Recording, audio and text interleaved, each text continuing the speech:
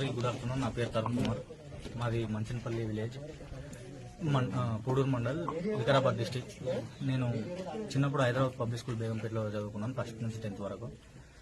And inter వచ్చేసి Rajendra Nagar government junior college. BTech వచ్చేసి Vidyajyothi institute of technology మైనాబాద్లో చదువుకున్నాను. సో అయితే నాకు ఐఏఎస్ అవ్వాలని ఎలా అనిపించిందంటే, 8th క్లాస్లో ఒకసారి మా స్కూల్కి ఆర్ఎస్ ప్రవీణ్ కుమార్ సార్ రావడం జరిగింది ఒకసారి.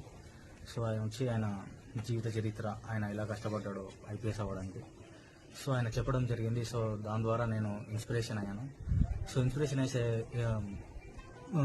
ఇంటర్ తర్వాత నేను బుక్స్ కొనుక్కొని నేను సెల్ఫ్ ప్రిపరేషన్ స్టార్ట్ చేశాను.